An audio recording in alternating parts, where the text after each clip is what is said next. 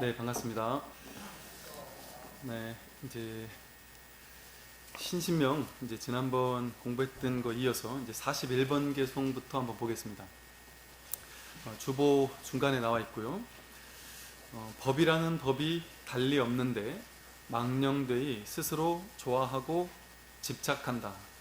법 무위법이언을 망자 애착하야 라고 해서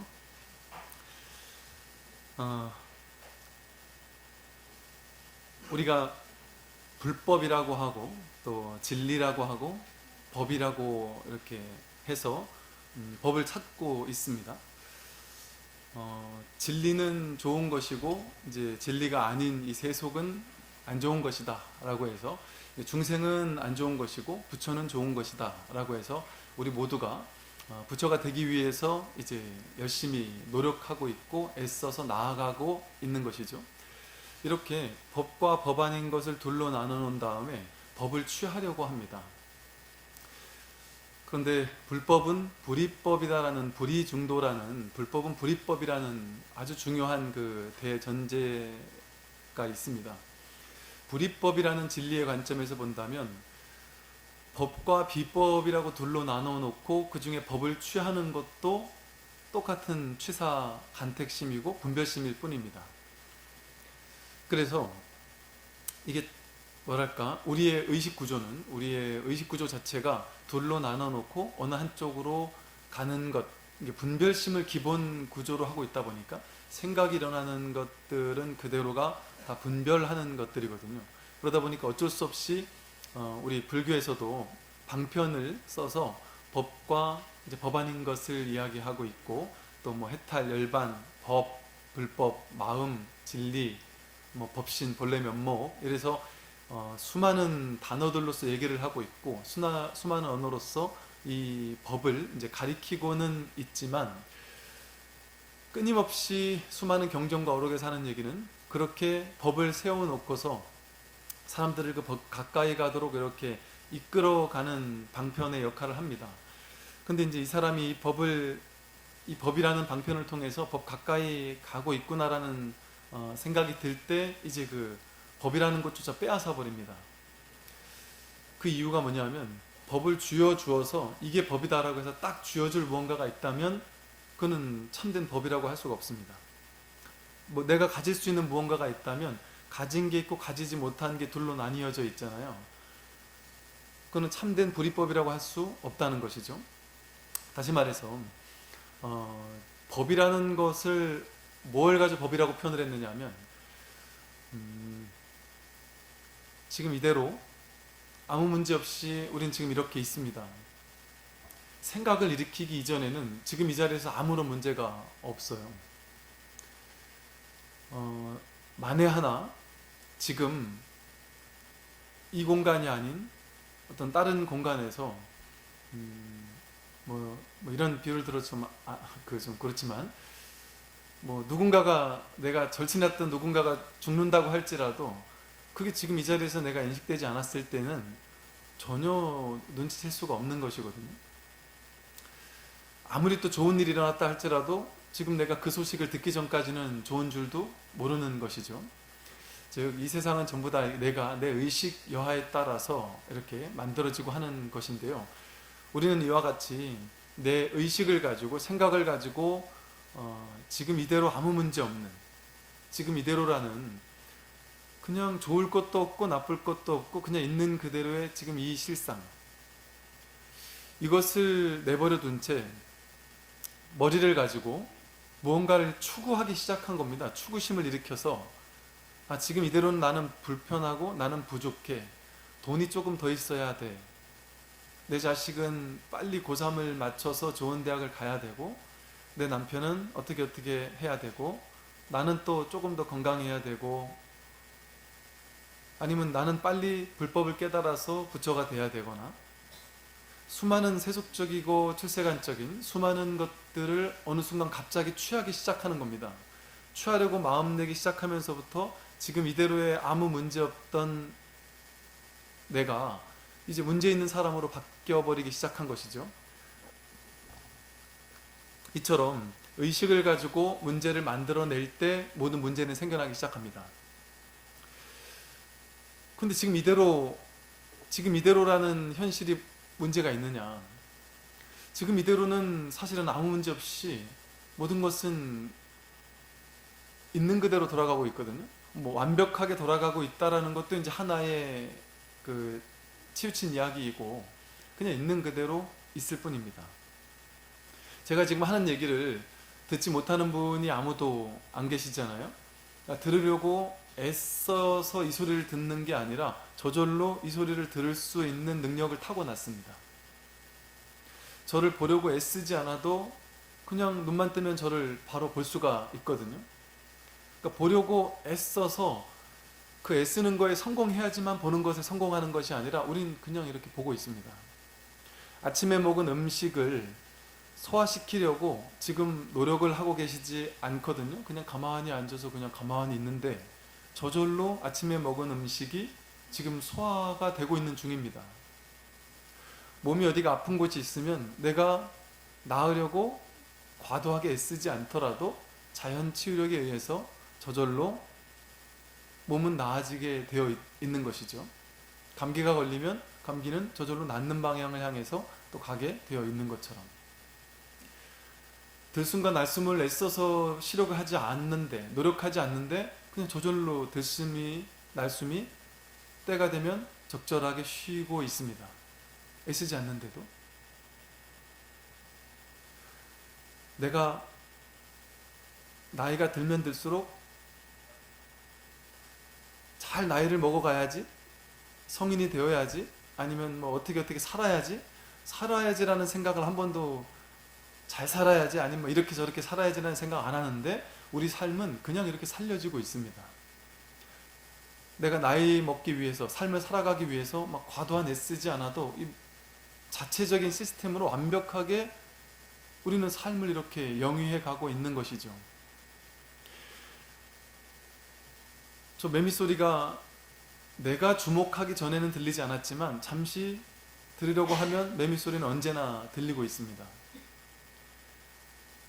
내가 이렇게 애쓰지 않는데 저절로 졸리면 자고, 신기하게도 내가 배고픈 걸 내가 모르면 아마 내가 굶어 죽을 수도 있을 건데, 신기하게도 배고플 때 되면 적절하게 배가 고파와서 희한하게도 저절로 먹을 걸 찾아가게 되어 있어요. 몸에서 부족한 게 무엇인지 내가 애써서 찾으려고 애쓰지 않아도, 물이 부족한지, 소금을 많이 먹으면 저절로 물을 찾게 되고, 뭐 과일이 부족하면 비타민 있는 종류들을 찾게 되고, 또 신기하게 여름에 이렇게 더워서 물이 많은 음식을 찾으려고 하면 신기하게도 또 이 자연에서는 저절로 물기가 많은 뭐 수박이나 오이 같은 그런 음식들을 저절로 또 이렇게 만들어내고 있습니다. 그 모든 것이 가장 기묘한 것, 가장 중요한 것, 가장 소중한 것, 내 인생에 있어서 가장 중요한 것은 애쓸 필요가 없는 것들입니다. 전혀 애쓰지 않았는데 이미 완전하게 주어진 것이죠.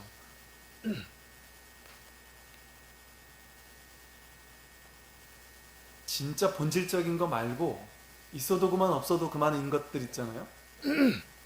있어도 되고 없어도 되는 것들, 내지는 있으면 조금 더 좋고 없으면 조금 불편한 것들, 그런 것들이나 조금 노력해서 얻어야 되는 것들이죠. 쭉정이들, 예를 들면 뭐 돈 같은 것들.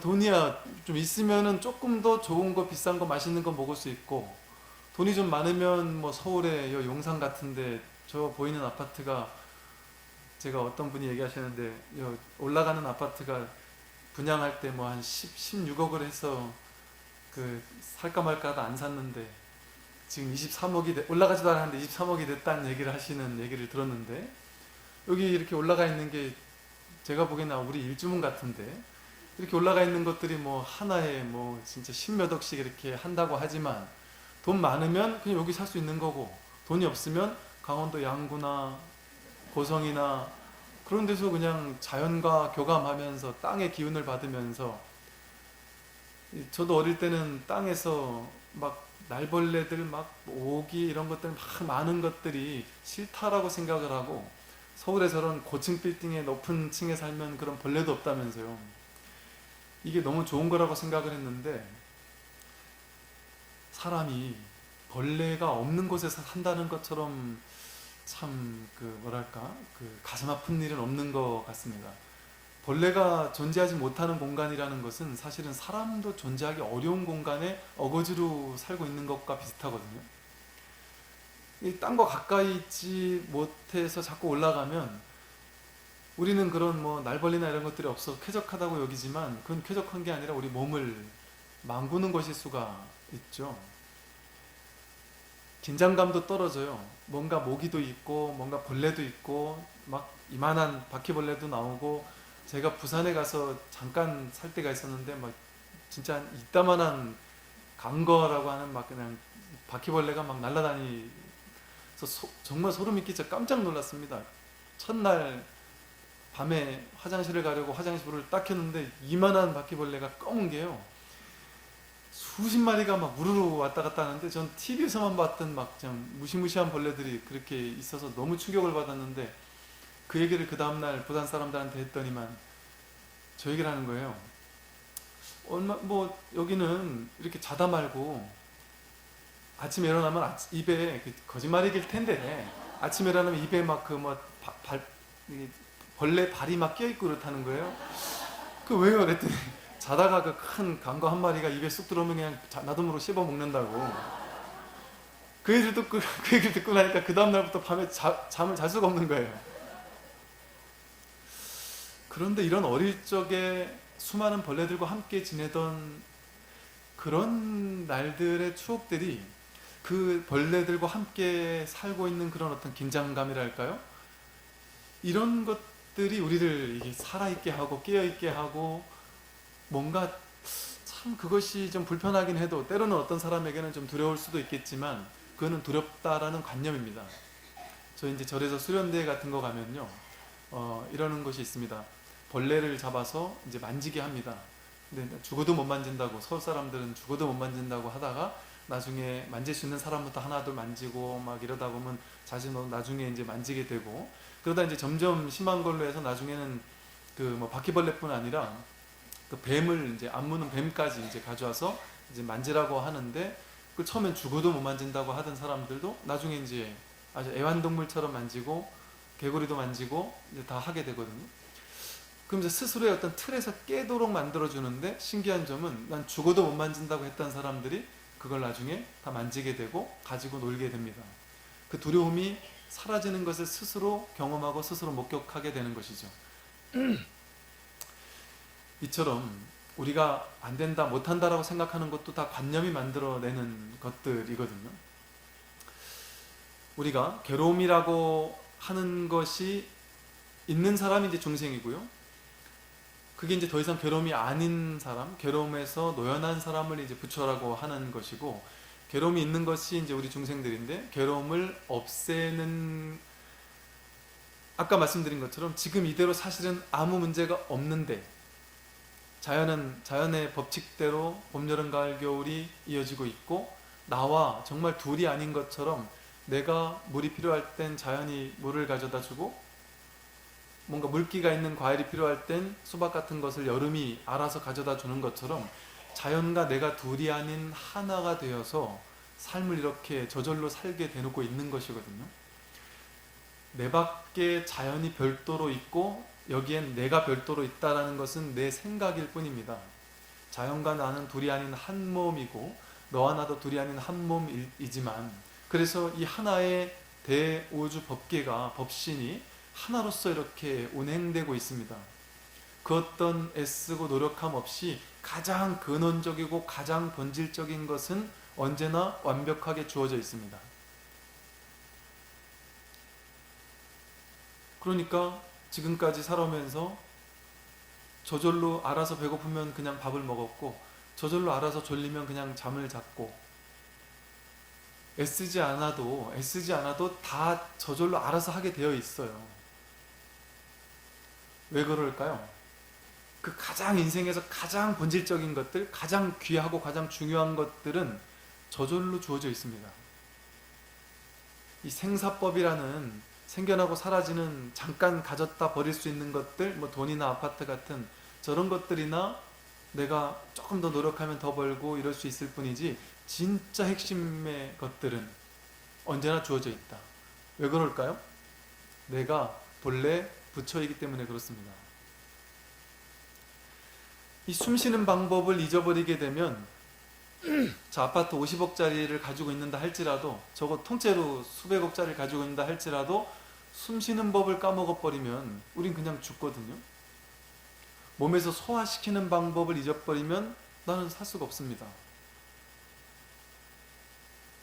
눈이 없으면 아름다운 것을 볼 수가 없죠. 뭐 억만장자가 눈의 시력을 잃어가면서 한쪽 눈은 완전히 시력이 갔고 나머지 눈도 시력이 완전히 잃기 직전까지 갔을 때, 나에게 이 시력을 되찾아줄 수만 있다면, 눈을 줄 수만 있다면, 뭐 눈 알 하나당 50억에서 뭐 100억을 주겠다. 여러분, 눈알 두 알 빼가지고 그 사람한테 줄 수가 있을까요? 아무리 100억을 받는다 할지라도. 이처럼 가장 본질적인 것은 전혀 돈을 들이지 않아도, 애쓰지 않아도 이미 주어져 있습니다. 이미 지금 쓰고 있는 것이죠. 아침에 먹은 밥을 지금 이미 소화시키고 있는 중이잖아요. 이미 우리는 쓰고 있습니다. 불성이 현현하고 있는 것이죠. 제가 하는 말을 그냥 듣고 계시잖아요. 불성이 그냥 현현하고 있는 겁니다. 제 역할을 하고 있는 것이죠. 이렇게 두 눈을 가지고 보고 있고, 듣고 있고, 말하고 있고, 움직이고 있고, 언제나 100% 이렇게 쓰고 있습니다. 완벽하게 나의 삶을 위한, 나의 존재를 위한 모든 것들이 이렇게 완벽하게 주어져 있습니다. 좀 시답잖은 몇 가지, 주어지지 않은 몇 가지. 그런데 우리는 이렇게 완벽하게 주어져 있는 가장 본질적이고 엑기스인 핵심은 이미 주어져 있다 보니까 관심이 없어요. 이게 좋은 줄도 모르고, 이게 고마운 줄도 모르고, 감사한 줄도 모르고, 이게 얼마나 귀한 줄도 모르고, 이게 부처인 줄도 모르고. 그런 이제 시답자는 있어도 그만 없어도 그만한 그런 돈 같은 것들, 뭐 10억을 가지고 여기 사나, 진짜 뭐 1억, 저희 고향에 집 앞에 아파트가, 좋은 아파트가 있어요. 아버님께 저건 얼마 하나요? 했더니 3천만 원? 뭐 이렇게 한다더라고요. 아파트가 3천만 원을 하는 아파트가 있더라고요. 꼭 이렇게 싸요? 그랬더니 저기 저 꼴짝이 가면은 더 싼 아파트도 있다고. 그 아파트 사는 사람들은 그래도 그 아파트 사가지고 누가 막 돈 올랐다고 막 좋아한대요. 그래서 얼마에서 얼마로 올랐냐 그랬더니 2천만 원이었는데 지금 2,300이 됐다고 그렇게 좋아한다고. 그런 아파트가 실제 시골에는 있긴 있습니다. 수십 채를, 막 한 100여 채를 지금 떠안고 사시는 것과 비슷하죠. 근데 여기 살아도 하루하루가 괴로우면, 내가 당장 지금 어젯밤 먹은 게 소화가 안 돼서 복통이 일어나면 그 괴로운 거거든요. 이 아무리 수많은 돈을 가지고 있어도.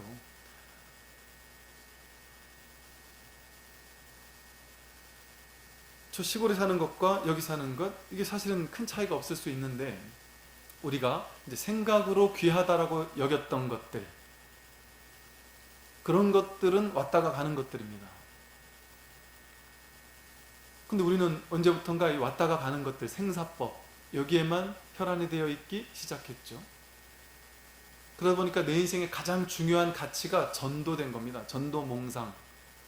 진짜 중요한 것에 대해서는 감사할 줄 모르고, 만끽할 줄 모르고, 만족할 줄 모르고, 이미 주어져 있다라는 사실을 깨닫지 못한 채 아주 쭉정이 같은 없어도 되는 것들, 그런 거에 관심을 기울이다 보니까 그게 더 중요한 것처럼 착각하기 시작한 것이죠.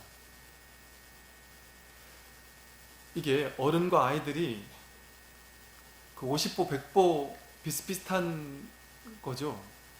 아이들에게 조금 전에 이제 어린이 10시부터 아이들을 잠깐 10시 반까지 이야기를 나누고 오는데, 아이들에게 이제 똑같은 질문을 했습니다.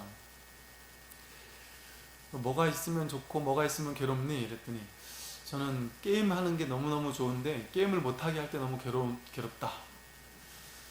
그런데 보니까 게임기, 이제 스마트폰이 있는 친구들이 있고 없는 친구들이 있어요. 근데 스마트폰이 있으면 너무너무 행복할 것 같은데 스마트폰이 없어서 너무 괴롭다. 근데 내 친구들은 스마트폰을 다 가지고 있거나 심지어 어떤 친구들은 되게 좋은 스마트폰을 가지고 있는데 우리 엄마 아빠는 나를 스마트폰을 못 사게 한다.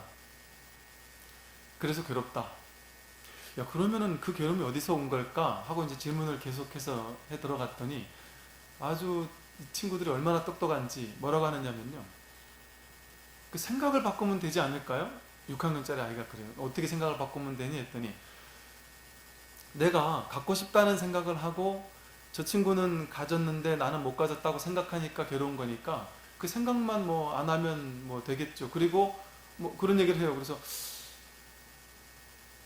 참 기특해서 야, 그런 생각을 어떻게 그렇게 할 수가 있었냐 하고 저 몇 가지 더 물어봤더니 또 하나 이제 어떤 친구가 다른 친구는 공부를 잘해서 좋은데 자신은 자기도 분명히 성적은 올라갔는데 반에서 예를 들어 한 2등이 올라갔는데 나보다 못하다라고 생각했던 친구가 한 10 몇 등이 올라가서 나보다 잘하게 되니까 내가 당연히 내 성적으로 봤을 때는 기분이 좋아야 되는데 기분이 안 좋다는 거죠.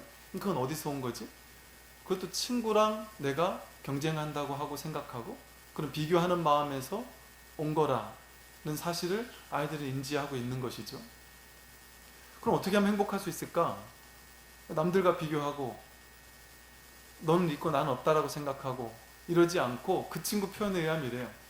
애가 시험 잘 보고 나는 좀 못 봤을 때 비교하는 마음을 갖기보다 그 친구 잘했으니까 칭찬해주고 잘했다고 좋아해주면 되는데 아무 문제 없는데요.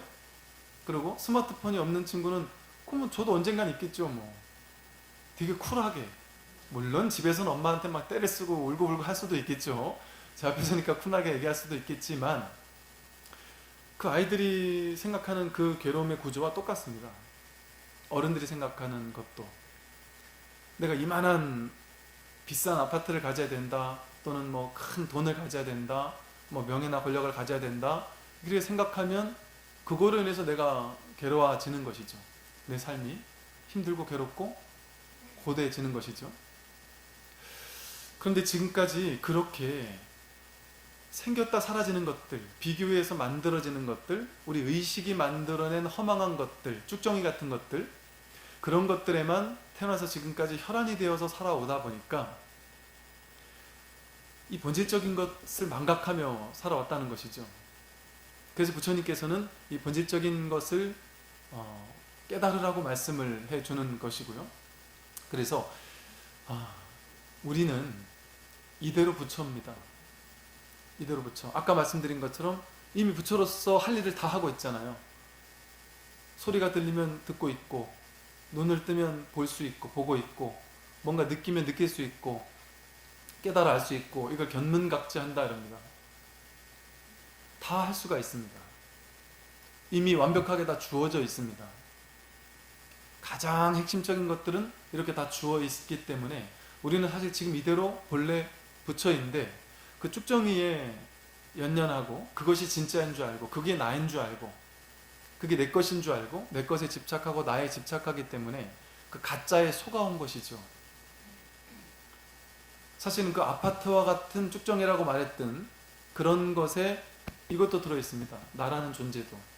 이 몸뚱이나 내 마음, 내 느낌, 내 생각이라는 것들 이게 나라고 생각하니까 누가 나한테 욕하면 내가 상처받았다고 생각해요. 그래서 이 상처는 끝까지 아물 수 없다고 생각하고 저 사람은 정말 나쁜 놈일 거라고 생각합니다. 그 생각을 따라갈 필요가 없는 것이죠. 그 생각은 분별 망상일 뿐이기 때문에 우리들은 예를 들어 어떤 한 사건이 일어났습니다. 예를 들어 누군가가 직장에서 아니면 내 주변에서 나를 욕을 했다. 아니면 뭐야 누가 어떤 엄마가 여기 당신을 욕하더라. 아니면 직장에서 야 너가 저 윗사람들이 너를 안 좋게 보더라. 예를 들어 어떤 한 가지 일이 일어났어요. 그런데 그 이면에 어떤 일이 일어난지를 예를 들어 어떤 사람이 직장에서 갑자기 저 안 좋은 데로 발령이 났습니다. 그러면 사람들은 이제 머리를 발동시켜서 내가 왜 여기로 오게 됐을까? 나를 왜 이리로 보냈을까? 이걸 이제 추상하기 시작합니다. 상상하기 시작해요. 그러면서 사람들을 만나가지고 이 사람 저 사람 만나서 내가 왜 이렇게 됐느냐 하고 욕할 사람을 찾기 시작합니다. 그런데 그 모든 것을 완벽하게 알 수가 없어요. 완벽하게 알 수가 없습니다. 그걸 구체적으로 누구 때문에 그래 됐는지, 내가 왜 그렇게 되었는지를 완벽하게 알 수가 없습니다. 혹 어떤 사실을 찾았다 할지라도, 빌미를 찾았다 할지라도 진짜 그것이 빌미인지 아닌지를 또 알 수 없습니다. 혹은 그게 옛날에 내가 어떠한 잘못했던 것이 윗사람에게 어떻게 찍혀 있다가 나중에 드러난 것인지 아닌지, 그 모든 전반적인 상황을 알 수도 없을 뿐더러, 그런데 우리는 알 수 있을 거라고 생각하면서 여러 가지 정황들을 조합해서 이럴 거야 라고 결론을 내려버리고, 내가 욕할 사람들을 욕하고 세상을 한탄하고 세상을 욕하거나 그런다는 것이죠. 그런데 그 모든 것들이 허망한 망상 분별입니다. 그게 맞든 틀리든 상관없이 내 인생을 남들이 뭐 끌어내리거나 욕하거나 칭찬하거나 그런다고 해서 내 존재가 무너지거나 올라가거나 그러나요? 그럴 수가 없습니다. 내 운명이, 남들이 내 운명에 실권을 쥐고 있어서 저 사람이 나를 내리칠 수도 있고 살릴 수도 있다라고 생각은 할 수 있지만 그럴 수가 없습니다. 너와 내가 둘이 아니기도 할 뿐 아니라 모든 것은 나에게 달린 일입니다. 그 힘의 중심이 내 바깥에 있고 나는 그 바깥에 있는 힘에 휘둘리는 존재일 수가 없다는 것이죠. 우리는 그렇게 생각하고 살지만 모든 힘의 원천은 내 안에 있고, 제가 여기서 말하는 내 안이라는 것은 우주법계가 둘이 아닌 하나로서의 일불승, 일심, 하나인 부처를 얘기하고 있는 겁니다. 그럼에도 우리는 너와 나를 둘로 나누어서 나를 피해자로 남들을 가해자로, 혹은 내가 피해자가 되거나 남들을 가해자라고 여기거나 그런 놀이에 빠져 있는 겁니다. 사실은 둘이 아닌 툭 트인 하나임의 세계가 바로 이 삼라만상, 이 우주 법계인 것이죠. 그래서 우리는 지금 이대로 부처입니다. 아까 말씀드린 것처럼 지금 이대로 부처이나 부처라는 사실을 모르고 살고 있는 부처예요. 그러더라도 부처는 언제나 활동하고 있습니다. 아까 말한 것처럼 늘 부처를 쓰고 있잖아요. 부처를 쓰지 않으면 손가락 하나 움직일 수가 없습니다. 그래서 그 다음에 뭐라고 나오냐면, 마음을 가지고 마음을 쓰려고 하니 어찌 큰 잘못이 아니겠는가. 마음을 가지고 마음을 찾으려고 합니다. 마음을 가지고 부처를 찾으려고 하는 것이죠. 우리가 깨닫겠다라고 생각하는 것은 부처가 부처를 찾겠다라고 하는 어리석음이죠. 이것을 표현해서 머리를 달고 머리를 찾고 있다라는 표현을 쓰기도 하고요. 눈이 눈을 찾으려고 막 여기저기 바깥으로 쫓아다닌다.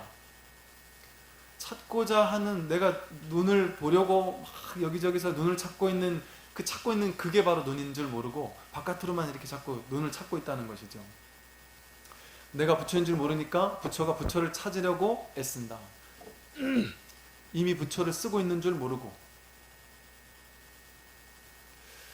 그래서 법이라는 법이 달리 없는데 망령되이 스스로 우리가 분별하고 집착할 뿐이다. 법이 따로 있는 것이 아니다. 지금 이대로가 법이고, 지금 내가 바로 법이고, 내가 쓰고 있는 지금 이것이 그대로 법이고, 내가 말을 듣고 있고 말을 하고 있고 이 세상이 움직이고 있고, 모든 것이 부처 아닌 것이 없고 법 아닌 것이 없는데도 불구하고, 마음 아닌 것이 없는데도 불구하고 마음을 가지고 마음을 쓰려고 하고 마음을 가지고 마음을 찾으려고 하니 이것이 큰 잘못된 일이다. 그 능엄경에 보면 아나나 손가락 5개를 접었다 펴는 이것을 누가 하는 것이냐 하고 부처님이 묻습니다. 이 접었다 펴는 이것을 누가 하는 것이냐? 여러분, 이걸 접었다 펴는 걸 누가 하는 걸까요? 이 손가락 접었다 펴는 것만이 문제가 아니죠. 내가 한 발 한 발 걷는 것, 이거 누가 하는 것이냐? 숨을 들이쉬고 내쉬는 거, 이거 누가 하는 것이냐? 지금 제가 하는 말들을 여러분들이 듣고 있는데 누가 듣고 있느냐? 이 세상에 수많은 것들이 움직이고 있는데 그 모든 것을 무엇이 움직이게 하는가? 나도 움직이고 있는데 이것을 누가 움직이게 하는가? 아침에 먹은 음식을 저절로 소화시키고 있는 중인데 그걸 누가 하고 있는가? 이 몸뚱이가 하는 것이 아니고 알 수 없는, 머리로는 도저히 알 길이 없는 무언가가 지금 이렇게 하고 있는 것이죠. 내가 하는 것이 아니고, 내가 하지 않는데 저절로 모든 것은 다 이루어지고 있잖아요. 저절로 나는 하루하루 나이가 먹고 있고 성장하고 있고 몸도 운동하면은 좋아지고 나이를 먹어가고 있고 저절로 모든 것들이 이렇게 이루어지고 있는데 그 모든 것들을 누가 하게 하는가? 이걸 뭐 거창하게 얘기해서 내가 누구인가 이먹고 라고 화두라고 표현하기도 하고, 이 손가락 접었다 폈다 하는 이게 누구인지를 한번 확인해라. 이 손가락 접었다 폈다 하는 여기에서 우리는 손가락이 접었다 폈다 하는 이 물질적인, 손가락이 접었다 폈다 하는 이 모양을 확인하거든요. 이 모양, 상을 확인하는데 상 너머에 상 아닌 것이 있다는 것이죠. 이 상이 상을 다 만들어내는, 삼라만상을 다 만들어내는 그 당처, 이게 지금 일어나고 있는 눈에 보이지 않는 실상이 여기에 그대로 드러나 있다는 것이죠. 그러나 우리는 알 수 없습니다. 머리를 가지고 분별하고 해서도 찾을 수 없다. 분명히 여기 있다고 하는데 이 손가락이 이렇게 움직이고 있는데 이게 무엇이 하지라는 것을 머리로 헤아리지 않고 그냥 간절히 궁금해 했을 때 내 안에 있는 본래 마음이 이 본래 마음을 확인하는 때가 온다는 것이죠. 분별 의식이 꽉 틀어막혔을 때. 왜냐면 분별 의식은 전부 다 분별심으로서 분별 망상에 우리를 중생으로 만드는 일만 계속해서 하고 있으니까 그걸 가지고 찾으려고 해서는 이걸 찾을 수가 없다는 것이죠.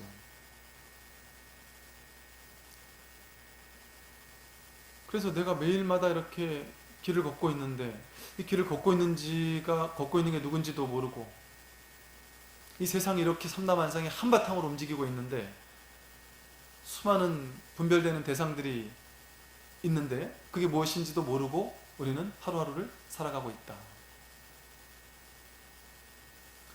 그래서 그 자리를 확인하라는 것이 바로 법을 확인하라는 것이죠. 그런데 법이라고 할 것이 따로 있는 것이 아니다. 따로 있다고 여기면, 법이 따로 있다고 여기면 법을 찾아야 되잖아요. 뭔가를 찾으려면 찾을 대상이 있어야지 찾을 수 있잖아요. 그런데 이것은 대상이 아닙니다. 하나 이거 나 자신이 찾는 그것이 바로 찾을 대상이기 때문에 법이 뭐지 하는 그 법이 뭐지 하는 그것이 법이기 때문에 눈이 눈을 아무리 찾아도 찾을 수 없듯이 법이 뭐지 하고 찾아 나서 가지고는 법을 찾을 수가 없다는 것이죠. 근데 그렇다고 해서 법이 뭐지 하고 찾아 나서지 않으면 그건 영원히 중생일 뿐이다. 그러니까 찾아 나서도 안 되고 찾아 나서지 않으면 더 안 된다라고 하는 건 무슨 말일까요? 찾아 나설까 찾아 나서지 말까 하는 게 분별이잖아요. 찾아 나서는 것도 분별이고 찾지 않아야지 하는 것도 분별이에요. 이것도 하지 않고 저것도 하지 않을 때 분별에 뿌리 내리지 말라는 것이죠. 이것도 할 수 없고 저것도 할 수 없는 의식이 꽉 막힌 자리로 나를 몰아가야 된다는 겁니다. 그럼 의식이 꽉 막힌 자리로 나를 몰아가는 것을 의식적으로 할 수 있을까요? 노력해서 할 수 있을까요? 그거는 또 다른 조작이 될 뿐이고 또 다른 분별이 될 뿐이라서 불가능합니다.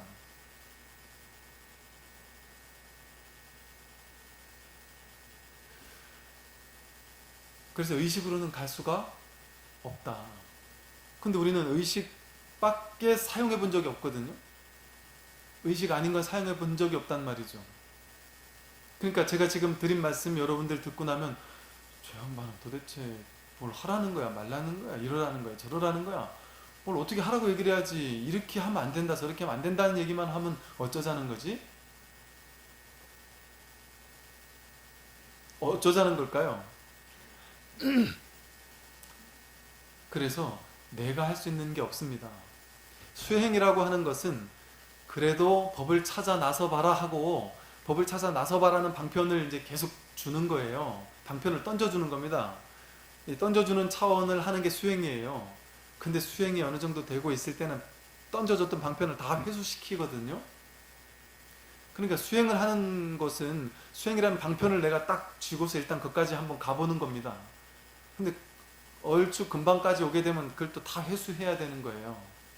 그러니까 수행이 뭐 나쁘다고 할 수는 없죠.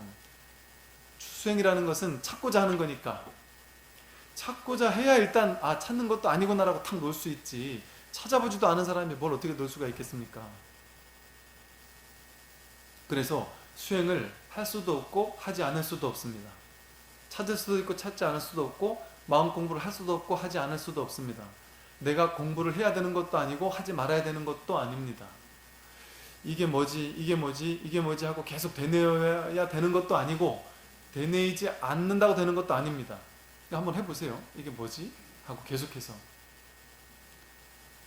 그러나 이 방법을 가지고 취하고 있으면 그거 가지고는 죽었다 깨어나도 안 된다고 하면 또 안 되고, 그건 어느 정도까지는 갈 수 있지만 그게 거기에만 머물러 안주해서는 또 안 된다. 그러니까 제가 드리는 말씀을 가만히 들어보면 이것도 아니고 저것도 아니라는 얘기죠, 그죠? 그래서 부처님께서 제자들을 어떻게 가르치셨습니까? 이것도 할 수 없고 저것도 할 수 없으니까 그냥 법문을 들을 뿐인 겁니다. 그래서 이 훈습하는 공부라고 하잖아요. 부처님 말씀에 그냥 내가 저절로 물드는 공부지 내가 어떻게 뭘 하는 공부가 아닙니다. 뭘 하면 내가 개입되잖아요. 아상이 개입되고 에고가 개입되고 유의법이 되잖아요. 노력이 되잖아요. 노력 아닌 노력이거든요. 함이 없는 함이고. 그러니까 내가 할 수 있는 게 아니니까. 그러니까 독각이 별로 없다는 거예요. 혼자 깨달을 수가 없다는 겁니다. 그 스승에게 그냥 끌려가는 공부예요. 그러니까 훈습되는 공부, 이 법의 분위기, 법당의 분위기, 이 마음 공부의 분위기, 법문을 듣고 젖어드는 공부? 그럼 내가 있어서 하는 게 아니라 그냥 저절로 끌려가잖아요. 내가 존경하는 누군가가 있으면 그 사람을 닮으려고 막 애쓰기도 하지만 그 사람을 보면서 저절로 그냥 나도 모르게 그냥 끌려가잖아요. 마치 아들이 아버지가 특별히 가르쳐 준 게 없는데 아버지의 행동을 나도 모르게 그대로 따라 하듯이 법과 가까이 하고 있으면, 그래서 불자라고 하는 거예요. 불자는 부처님의 아들이라는 거잖아요. 그럼 부처님의 행동을 저절로 나도 모르게 따라가게 돼 있다는 거죠. 훈습이 되어서 법을 계속 듣고 법문을 계속 듣고 법과 자꾸 가까이 하기만 하면 그냥 내가 공부가 되는지 안 되는지도 모르고 공부가 된다는 거죠. 애써야지만 된다라는 것은 애쓴다라는 한쪽으로 치우친 것이고 유의법이죠. 근데 깨달음이 없는 시대에는 애쓸 수밖에 없었어요. 중생들만 있는 시대에서 법을 펴지 못하는 시대에서는, 그러다 보니까 법이 있는 시대에서는 오로지 그 스승의 법문을 듣는 게 전부였습니다. 부처님 때, 그리고 선의 황금기 때처럼. 근데 법이 없는 시대에는 계속해서 뭘 해라, 노력해라, 애써라. 그러니까 부파불교 때 계속해서 교학 연구만 했잖아요. 그리고 지금 계속해서 수행만 하잖아요. 중국에서 참된 불교가 타락했을 때 나타나는 현상이 수행불교입니다. 진언외워라, 법을 가르쳐줄 재간이 없으니까 자꾸 숙제를 내주는 거예요. 앉아라, 연불해라, 독경해라, 뭐 해라 숙제하고 자꾸 수행법을 알려주는 시대. 부처님은 계속 와서 법문을 들으라고 했고 계속해서 법문하신 분이에요. 그 다음 개성을 보면, 어리석으면 고요함과 산란함이 생기지만 깨달으면 좋아하고 싫어함이 없다. 어리석을 때는 고요하다 아니면 마음이 산란하다 이런 차별이 생긴단 말이죠.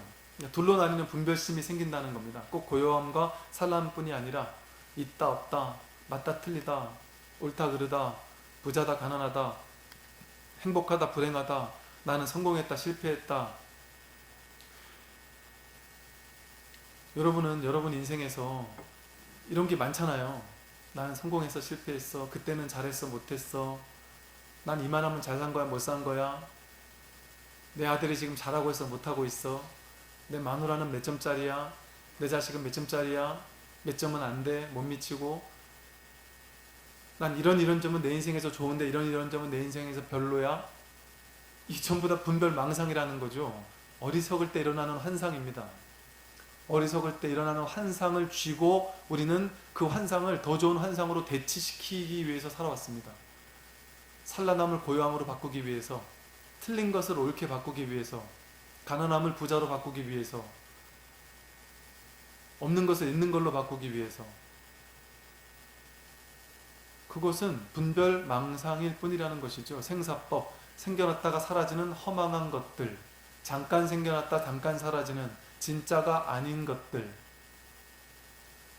진짜 베개가 아닌 것들에 우리는 혈안이 되어서 평생을 거기에만 몸과 마음을 다 바쳐가면서 온갖 에너지를 써가면서 살아오고 있는 것이죠. 그런데 그 모든 것들은 진짜가 아니다. 믿을 필요가 없다. 그걸 옳다고 생각해서 따라갈 필요는 없다. 그런 생각은 일어나요. 어쩔 수가 없습니다. 생각은 일어납니다. 근데 그 생각을 보고 또 일어났구나 하고 피식 웃고, 얘야 뭐 원래 지 혼자 계속해서 일어나는 애니까 지가 일어나나 보지 하고 그냥 무시하는 거죠. 생각이 일어나지 말라고 하면 안 됩니다. 생각이 일어나지 말라고 생각해서 내가 생각이 일어났다고 해서 나는 어리석은 중생이구나 하고 자괴감에 빠질 필요는 없습니다. 그건 그냥 지가 할 일이에요. 그냥 일어나는 겁니다. 그래서 이제 윗바서나 해라, 있는 그대로 관하라고 하죠. 우후죽순으로 수많은 생각이 일어날 때 그걸 우리는 그냥 따라가지 않고 믿지 않고 신뢰하지 않으면 될 뿐이지, 그걸 일어나지 말라고 애쓸 필요는 없다는 거죠. 그건 일어나니까. 일어나지 않을 수가 없습니다. 생각이. 번뇌망상이 일어나지 않을 수는 없습니다. 그걸 탓할 필요도 없어요. 그냥 내버려 두면 됩니다. 오케이 일어났어 하고 놔두면 됩니다. 다만 지혜로운 사람은 그게 일어나지 않는 사람이 아니라 그걸 따라가지 않고, 어리석은 사람은 두 번째, 세 번째, 네 번째 화살을 계속 맞아서 머릿속에 저 사람이 나를 미워하는 게 아닐까라는 생각이 일어나고 내가 실패한 인생 아닐까라는 생각이 일어나면 그 생각이 생각을 따라가서 맞아, 나는 인생 실패한 사람이야, 저 사람뿐 아니라 모든 사람이 나를 손가락질할 거야, 온갖 생각이 일어나서 나를 막 집어삼킵니다. 그 생각이 나를 집어삼키다 보면 이게 실체가 돼버려서요, 자존감이 뚝 떨어지거나 심지어 그 생각이 집어삼킨 그게 실체라고 여겨서 나는 나 같은 놈 살아서 뭐해 해서 자살을 시도하는 사람들조차 나올 정도로 그 허망한 것이 힘을 가지기 시작해요. 힘 있는 진짜처럼 느껴지기 시작됩니다. 그건 전혀 힘이 없는 허상인데, 허망한 것인데도 불구하고. 그래서 그냥 그것을 있는 그대로 내버려두면 됩니다. 생각이 일어나면 그냥 또 왔구나, 손님처럼, 왔다 가는 손님처럼 생각하면 될 뿐이지, 이게 진짜 나라고 생각하고 이게 진짜 내 인생이 그런가 하고 나를 규정하면 안 되는 거죠. 나에 대해서 잘났다라고 규정할 필요도 없고 나에 대해서 못났다라고 규정할 필요도 없습니다. 우리는 잘난 사람도 아니고 못난 사람도 아니고, 잘났다 못났다라고 하는 건 어리석을 때 일어나는 분별심이에요. 어리석으면 고요함과 산란함, 잘났다 못났다, 능력 있다 능력 없다, 이런 모든 분별이 일어나는 겁니다. 그런데 지혜로우면 어떤 일이 벌어지느냐면, 좋아하고 싫어함도 없고 잘났다 못났다도 없고 능력 있다 능력 없다도 없고 내 인생은 성공했다 실패했다도 없고 잘하고 있어 못하고 있어도 없고, 그냥 그럴 뿐입니다. 있는 그대로일 뿐입니다. 있는 그대로 그냥 아무 일이 없는 거예요. 마치 꿈과도 같이. 그 다음에 보면 일체 모든 상대적인 분별은 오직 헤아리고 취하기 때문에 생긴다. 아까 말한 어리석을 때 고요하고 산란함, 맞다 틀림, 옳다 그름, 성공 실패 이런 게 생기는데, 그 모든 상대적인 분별은 내가 만들어서 헤아리고 내가 그것을 취했기 때문에 생겨나는 거다. 내가 헤아려서 취하지 않으면 그것은 실체가 아니라는 것이죠. 우리는 성공할 수도 없고 실패할 수도 없는 사람들입니다. 죽었다 깨어나도. 그런데 성공했다라는 착각을 하고 그 착각이 진짜라고 믿을 수 있는 어리석음의 가능성을 지닌 사람들이죠. 근데 실제로 성공하거나 실패할 수는 없습니다. 우리는 중생이거나 부처일 수가 없습니다. 언제나 부처일 수밖에 없고, 그러나 언제나 부처인 내가 중생이라고 착각하고 있는 것일 뿐인 것이죠.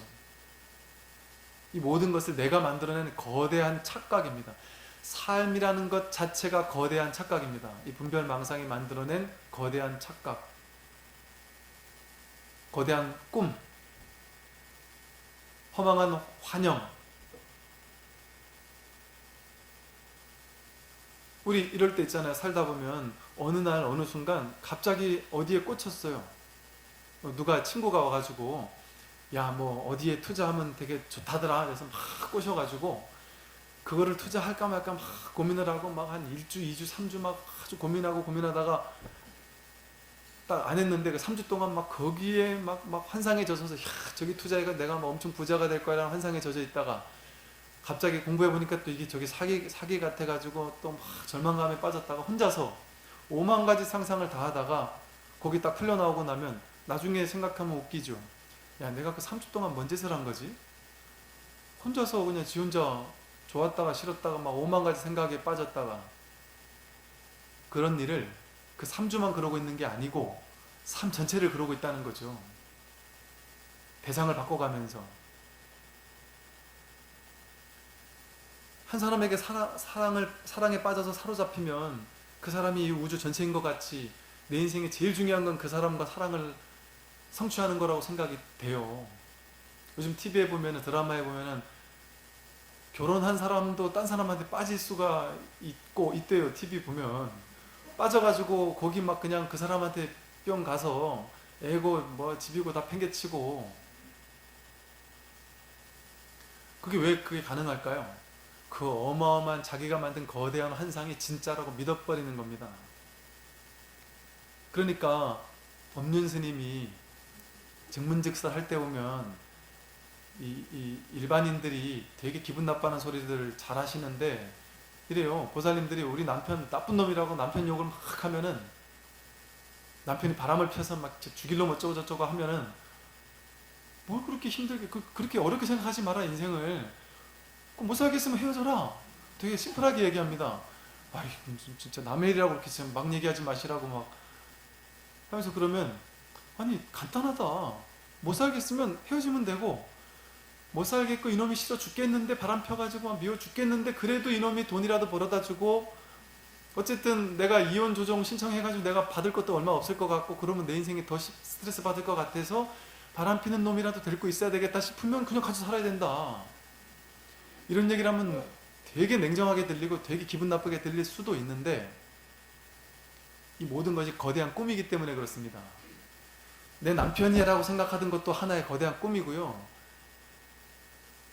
내 거다라고 생각하는 것 자체가 하나의 거대한 꿈입니다. 이 사람과 사랑했다가 헤어져서 딴 사람과 또 사랑해서 또 살림을 차렸다. 우리가 봤을 때 죽을 나쁜 놈이죠.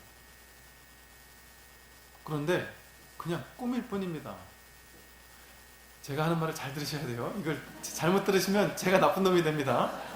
네, 잘못 들으시면 제가 나쁜 놈이 되는데 거대한 꿈으로서 보았을 때 그렇다라는 것이죠. 거대한 본질에서 보았을 때 현실에서는 나쁜 놈이죠. 제가 그런 사람 지지한다는 게 전혀 아닙니다. 나쁜 놈이죠. 벌받아야 마땅한 놈인데 그렇다라는 것이죠. 그래서 이 모든 상대적인 분별은 헤아리고 취하니까 생기는 것인데 본질은 무엇이냐? 꿈 같고 환영 같고 허공꽃 같은 것, 이것을 어찌해서 잡으려고 하는가? 사실은 꿈 같은 거라는 거죠. 내가 좋아하는 거, 싫어하는 거, 쥔 거, 이거는 절대 내 거야, 나라고 생각하는 거, 이 몸뚱이조차 꿈인데 이건 나, 이건 내 가족, 이건 너, 전 나쁜 놈들, 이건 아군, 저건 적군, 이게 다 꿈이라는 거죠. 다 또 다른 나입니다. 이 우주법계 전체가 삼라만상 전체가 하나의 부처, 하나의 나 자신일 뿐이다. 적과 아군이 따로 없고, 그러니까 저놈이 적이라고 생각해서 미워하면 내가 나 자신을 미워하는 것과 똑같습니다. 적에게 복수하는 것은 내가 나 자신에게 복수하는 것과 똑같습니다. 둘이 아닌 하나이기 때문에. 둘이 아닌 하나로 연결된 연기법으로서의 하나거든요. 그러니까 남들을 아무리 욕해봐야 나를 욕하는 거고, 남들에게 사기쳐봐야 그 사람 욕할 필요가 없어요. 자기한테 사기친 거라서 자기가 자기 과보를 스스로 받을 거예요. 내가 저는 나쁜 놈이라고 쫓아가서 복수할 필요도 없습니다. 내가 왜 복수를 해요? 우주 법계가 알아서 복수 다 인과응보로서 저절로 인연 따라 우주 법계가 알아서 복수해 주는데, 괜히 내가 복수하면 내가 또 다른 나를 미워하는 거기 때문에 내가 나를 공격하는 것과 똑같습니다. 그러니까 우리가 할 일은 그냥 무한한 용서밖에 없어요. 또 다른 나이기 때문에. 그래서 꿈 같고 환영 같습니다. 우리가 추구하는 모든 것들이 꿈 같고 환영 같고 허공꽃 같다. 허공꽃이 뭐냐면요, 능엄경이나 뭐 수많은 대승경전에 나오는데, 눈 속에 이렇게 아침에 일어나서 이렇게 눈곱이 끼거나 이러면 이렇게 눈을 뜨면 허공에 뭐 뿌시시한 게 보이는 것처럼 보여요. 혹은 눈병이 나면 허공에 뭔가가 이렇게 계속 있는 것처럼 보인단 말이죠. 그걸 이제 허공꽃이라고 하는데, 저 실제 저기 뭐가 있는 것처럼 보이지만 실제 저기 뭐가 있는 게 아니라 내 눈에 눈병이 나서 그게 있는 것처럼 보일 뿐이라는 거죠. 마찬가지로 삼라만상, 이 세상에 있는 맞다틀리다 옳다그리다 내가 갖고 싶다 버리고 싶다 생각하는 모든 것들은 허공꽃일 뿐이다. 환영 같은 진짜가 아니다. 실체가 아니라 진실이 아니다. 상대방을 살려주면 내가 살게 됩니다. 상대방을 행복하게 해주면 내가 행복하게 됩니다. 다 연결된 하나이기 때문에, 어차피 허공꽃과 같은 꿈속에서 벌어지는 일이기 때문에, 꿈속이라는 스토리를 알면 꿈속에 있는 누군가를 찬탄해주고 칭찬해주고 행복해주면 꿈속 스토리가 아름다워지는 거죠. 인과응보의 세계에서는, 꿈속의 세계에서는 꿈속의 세계 자체의 법칙이 있으니까, 인과응보라는 법칙이 있으니까. 그러니까 인과응보의 법칙 속에서는, 이 환영 같은 세계 속에서 어떻게든 선을 실천하고 복을 짓고 남들을 돕고 그러면서 살아야 되죠. 그래야 아름다운 기왕 꿈을 꿀 거 아름다운 꿈을 꿀 수 있으니까, 악몽을 꾸지 않을 수 있으니까. 근데 핵심은 그 꿈에 있지 않고 꿈에서 벗어나는 데 있다. 그래서 그 다음 기송을 보면 얻고 이름과 옳고 그름을 일시에 놓아버려라 라고 합니다. 득실시비 일시방각. 득실시비를 일시방각하라. 내가 얻었다, 잃었다. 야, 내가 이게 득실을 자꾸 따져봐요. 이게 나한테 도움이 될까, 도움이 안 될까? 저놈 때문에 내가 득을 받느냐, 안 받느냐? 이게 나한테 도움이 되느냐, 안 되느냐? 이걸 따지고, 옳고 그름 시비를 자꾸 따지는 거죠. 내가 옳게 했나, 안 옳게 했나? 저놈이 옳은가, 틀린가? 나한테 도움이 될 놈인가, 도움이 안 될 놈인가? 이 모든 것을 일시에 놓아버려라. 일시방각하라. 그 모든 것을 우리는 알 수가 없기 때문에 그래요. 이게 나한테 득이 되는지 실이 되는지를 어찌 알 수 있겠습니까? 지금 돈을 어마어마하게 벌었다 할지라도 그게 나에게 큰 득이 될지 실이 될지 어찌 알 수 있겠습니까? 내가 1,000억을 모아놨어도 그것 때문에 오히려 자식이 망치게 될지, 아니면 내가 돈을 못 벌었어도 그걸로 인해 자식이 더 강인해지고 단단해지고 더 견고해져서 더 열심히 살아야지라는 어떤 삶에 대한 에너지가 생겨서 더 열심히 살게 될지, 오히려 아버님 어머님 돈 많으니까 하고 되게 나태하게 사는 자식으로 키우게 될지 알 수가 없다는 거죠. 그러니까 일시에 놓아버리라는 겁니다. 왜 놓아버려야 되느냐? 지금 주어지는 것이 진실이니까. 득실 시비를 따질 것이 없이, 옳고 그르고를 따질 것이 없이 지금 이대로 주어지는 것이 제법 실상이기 때문에, 총목벌이이기 때문에 일시에 다 놓아버리면 지금 이대로가 완전히 수용되는 거죠. 지금 이대로라는 삶의 진실이 완전히 수용되고 완전히 허용되니까 더 이상 바랄 것도 없고 기대할 것도 없고 언제나 완벽합니다. 언제나 완전합니다. 내가 비교하는 마음, 득실 시비를 따지는 마음, 이런 마음만 없으면, 이런 마음을 일시에 놓아버려버리면 더 이상 문제될 게 없습니다. 지금 이대로 아무 상관이 없어지죠. 눈이 잠들지 않으면 모든 꿈이 본래 없지 않은가. 이 전부 다 꿈이기 때문에 잠자고 있을 동안만, 눈을 감고 잠자고 있을 동안만 이게 진짜인 것처럼 느껴지는 환상들입니다. 꿈을 깨고 나면 이 모든 것이 일시에 놓아버리려고 애쓰지 않아도 본래 아무것도 아니었구나, 본래 공한 것이었구나, 본래 텅 비어서 내가 그렇게 살아가면서 아둥바둥하고 애지중지하고 막 죽어라고 막 고생하고 그러던 것이 아무것도 아니었구나, 아무것도 아니었구나라는 사실을 깨닫게 되는 것이죠. 괴로움을 없애는 방법은 이 일시반각하는 방법밖에 없습니다. 놓아버리는데 시간이 걸려 그렇지, 놓아버려버리면 사실은 또 아무것도 아니에요. 놓아버리면 아무것도 아닙니다. 어떤 분이 이제 그 공직에 계시다가 나가가지고 내가 이제 자영업을 한번 해봐야지 하고 자신감이 있어서 막 크게 돈을 써가지고 벌어놓은 돈을 다 거기 올인해가지고 하다가 막 길을 쓰고 하다가 완전 말아먹으셨어요. 그래서 완전히 이제 거지가 되시니까 너무 충격을 받아서 너무 인생 전체가 날아가는 것 같은 충격을 받으시는데, 그래가지고 너무너무 괴로운 거죠. 근데 친구라고는 옛날에 만났던 사람들 밖에 없잖아요. 그러니 내 주변에는 전부 다 그때 젊었을 때 벌어놓은 돈들 가지고 즐겁게 사는 사람들밖에 없는 거예요. 내 옆에는 나같이 망한 사람은 나밖에 없는 거라. 그러니까 이 세상에 괴로운 건 나밖에 없는 것처럼 느껴지는 거죠.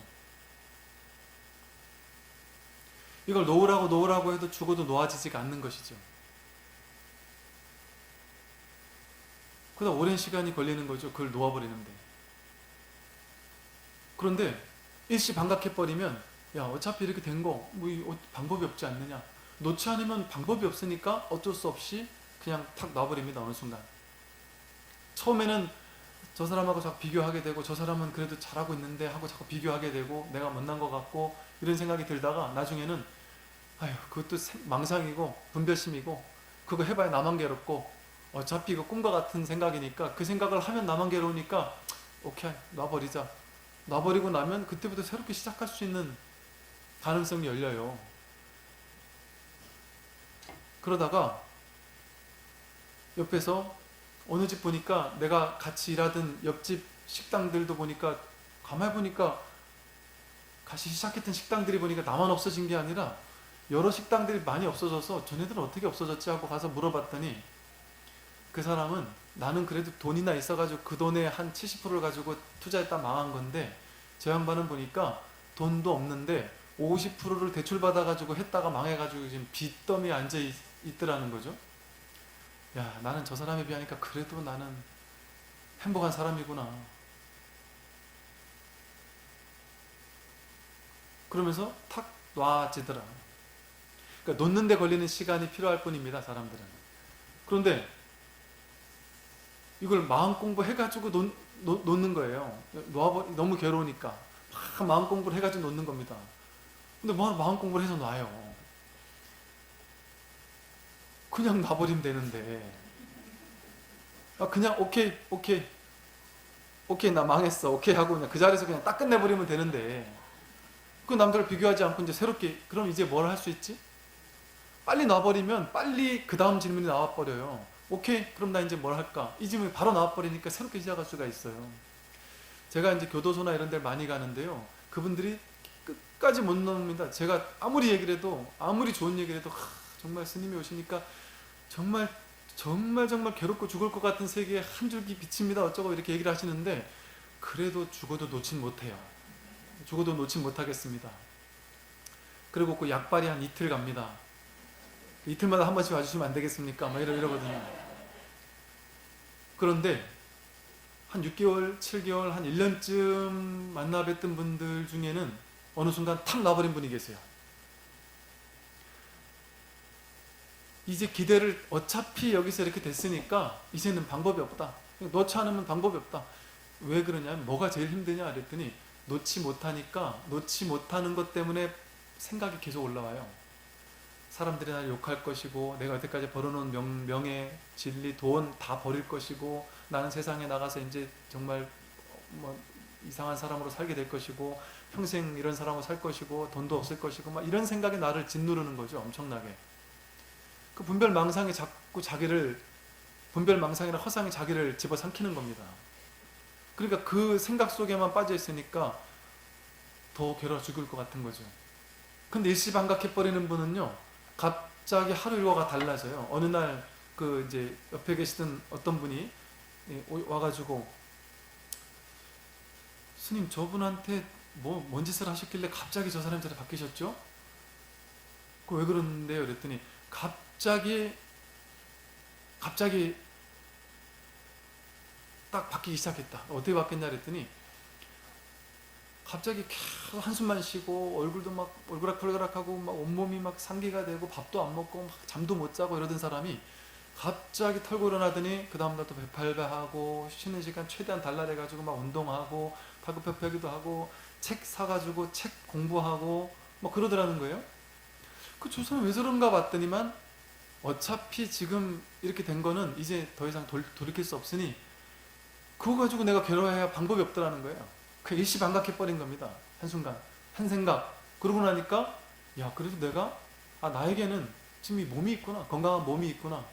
근데 아무리 승승장구하는 사람도 갑자기 죽을병 걸리면 끝났는데 나는 그래도 어쨌든 이 건강한 몸이라도 있으니 나가서 어떻게든 새롭게 시작할 수 있지 않겠나. 그러면 내가 지금 할 수 있는 게 뭐지? 몸을 건강하게 하고 열심히 밥 먹고 뭔가 나가서 뭔가 열심히 할 준비를 해야 되겠다 하고 이제 새로운 공부를 시작하고. 그러니까 그분이 스트레스를 덜 받게 되더라. 왜? 스트레스 받아 가만히 있으니까 하루 종일 망상만 일어나거든요. 그러니까 하루 종일 괴로운데 망상 일어날 시간에 내가 운동하고 공부하니까. 그러니까 일시방각을 빨리 해버리면 그럼 이제 뭐 하지가 딱 바로 새롭게 시작할 수 있는 가능성이 열립니다. 근데 그거를 뭘 그렇게 힘든 거라고 놓아버리기 위해서 막 3000배를 하고 10,000배를 하고, 어떤 분들은 한 3000배를 막 100일 기도라는 분도 계세요. 3000배 100일 기도 하고 났더니 마음 편안해져서 이제 조금 놓은 것 같습니다. 그러니까 자기가 선택하면 되는 거야. 3000배를 100일 동안 하고 나서 놓든지 아니면 그냥 확 놔버리든지. 그냥 툭 놔버리면 되는데 그걸 뭘 그렇게 힘들여서 수행해가지고 놓아버릴 필요가 없다는 것이죠. 그냥 툭 놔버리면 되는 것이기 때문에. 네, 오늘 여기까지 말씀드리겠습니다.